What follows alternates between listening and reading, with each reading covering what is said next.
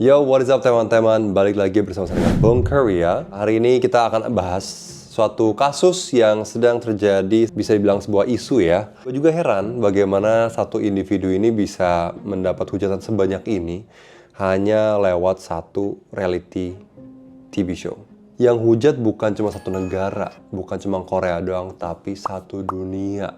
Kasus ini sedang terjadi pada salah satu kontestan Singles Inferno Season 5. I think you guys know who I'm gonna talk about, Choi Min-soo atau Choi Min-soo.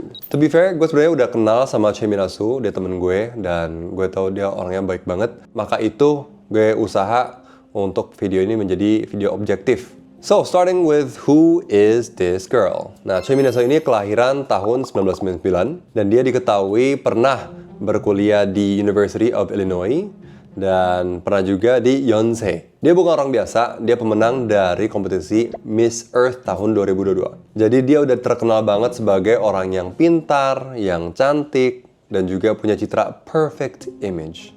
Udah cantik, udah pintar, jago ngomong gitu ya. Dan juga ada satu video yang viral di negara Korea Selatan, negara kita ini, di mana dia berpidato. Hitungannya speech kali ya. Jadi ditanyakan, kalau kamu bisa mengubah sesuatu di dunia ini, apa yang ingin kamu ubah? Dan the way that she answered the question and the way that she spoke English itu di mata orang Korea kayak wow, siapa nih perempuan gitu loh. Mulailah dapat sedikit attention dan juga Choi Min-soo ini pernah main di beberapa drama dan juga di reality TV show yang lain juga. Nah, tapi di dalam reality show ini, citra tersebut justru berubah drastis di mata publik. Bukan hanya orang Korea, tapi semua penonton Singles Inferno Season 5. Apa sih yang membuat Min-soo ini dihujat? Dalam acara ini, Min-soo dikenal sebagai orang yang sering berubah pilihan pasangan. Dia terlihat tertarik dan berpindah-pindah perasaan dari Im Soo-bin, Song Seung-il, Lee Sung-hoon, Woo Seung-min, Shin Hyun-woo. Hal ini membuat banyak penonton merasa dia pelin-pelan, tidak konsisten, dan seperti memainkan perasaan, which is something we kurang suka juga ya kita lihat kalau misalnya terjadi di real life ini ya. Dan dalam beberapa adegan, Min-soo mengeluh karena merasa tidak diperhatikan, mengungkit hal-hal kecil seperti aku udah bantu tapi nggak dihargai, dan menunjukkan emosi yang mudah berubah. Bagi sebagian penonton Korea, sifat ini dianggap egois, drama, dan terlalu fokus pada dirinya sendiri dan ingin selalu menjadi pusat perhatian. Dan kita dapat lihat hujatan netizen juga. Setelah beberapa episode tayang, media sosial Min-soo dibanjiri komentar jahat. Dan karena dia temen gue, ya gue selalu pantau lah. Dan gue ngerasa sedih banget sih. Dan banyak banget komentar-komentar seperti, "Make me final boss. Damn girl, you make my blood boil. What the hell? So now everyone has to apologize to you? Even the panelists are just watching like the rest of the audiences? The remarks are natural, unlike your behavior. Did you get support from rich or powerful people to make them apologize to you? With behavior like this, we hate you even more. If your role is scripted, then blame the producer. But if what we see is really you, then wake up. You're making people judge and criticize you. Girl, you're not the prize. You just look so desperate. Love how everyone collectively hates you." Jadi ini sudah bukan sekedar kritik. Ini sudah termasuk cyberbullying. Di salah satu episode, Min-soo terlihat menangis setelah interaksinya dengan Kim Min-ji. Kim Min-ji di sini dikenal sebagai salah satu kontestan yang cukup straightforward dan frontal lah ya.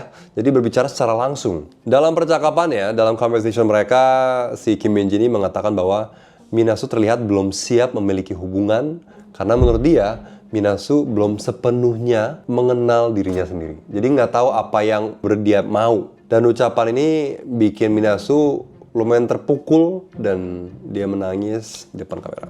Alih-alih simpati, banyak netizen justru semakin marah dan berkata, dia yang bikin salah, sekarang malah nangis. Dia selalu main korban. Kenapa selalu dia yang jadi pusat drama?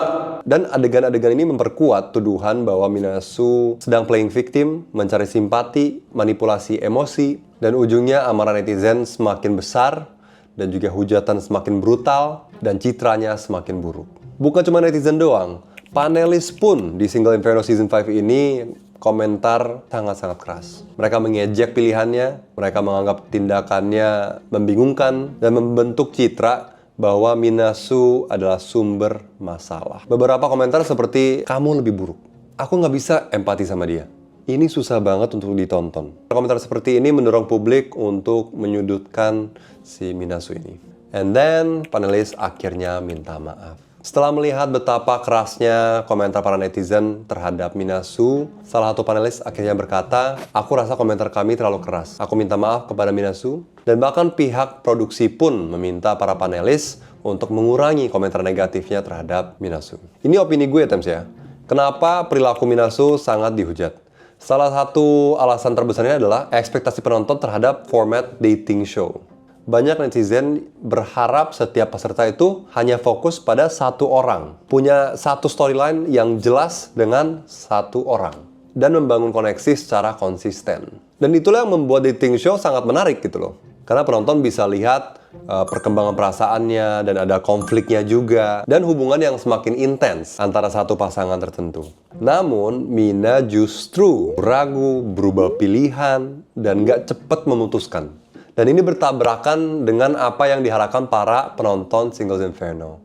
Ya, akibatnya dia dianggap merusak alur cerita, gak serius, membuat hubungan terasa gak jelas. Dan ada satu hal lagi yang jarang dibahas, yaitu belakangan ini dengan besarnya Netflix ya, secara nggak langsung muncul tekanan ya untuk para peserta kalau mau diingat harus lebih dramatik, harus ada dramanya, harus lebih menonjol, harus melakukan ini dan itu agar bisa the star of the show.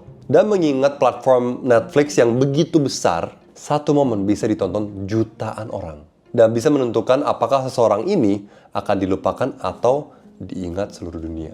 Jadi muncullah pertanyaan, apakah mungkin ada dorongan untuk menampilkan sisi yang lebih emosional, lebih dramatis, yang lebih rame, agar tidak tenggelam di antara peserta lain.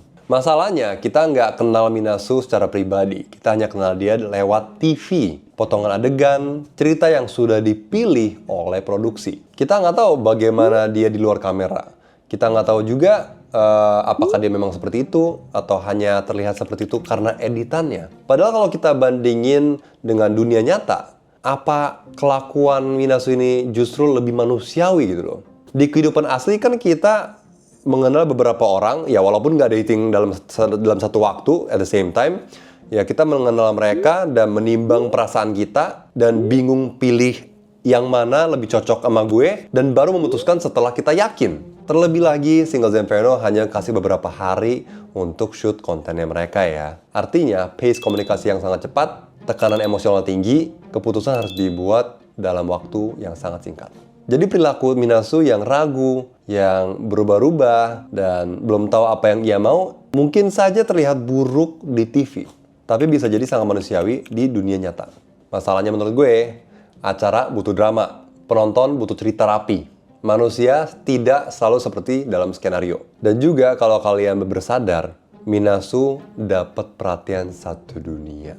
Gua pun nggak tahu kalau ini memang scripted atau bagaimana, tapi karena gue tahu Minasu secara pribadi, gue bisa bilang Minasu nggak mungkin seperti itu dalam real life.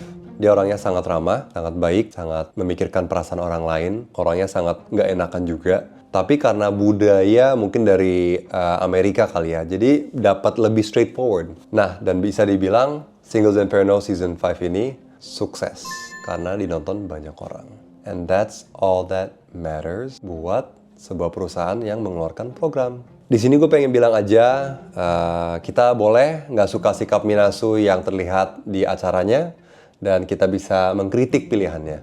Tapi menghina, menyerang mental, itu sudah bukan kritik, tapi cyberbullying. Kasus Minasu jadi contoh bagaimana reality TV show, komentar para panelis, dan juga emosi penonton bisa berubah menjadi badai kebencian terhadap satu orang. What do you guys think? Menurut kalian bagaimana? Apakah kalian setuju kalau kritik itu boleh, tapi cyberbullying itu kebablasan? Atau mungkin bisa juga, kalau bagi yang kenal Minasu juga, silakan komentar di bawah. Enggak kok, ternyata di reality kayak gini juga. Misalkan, komen di bawah. Jangan lupa like dan subscribe untuk video-video seperti ini.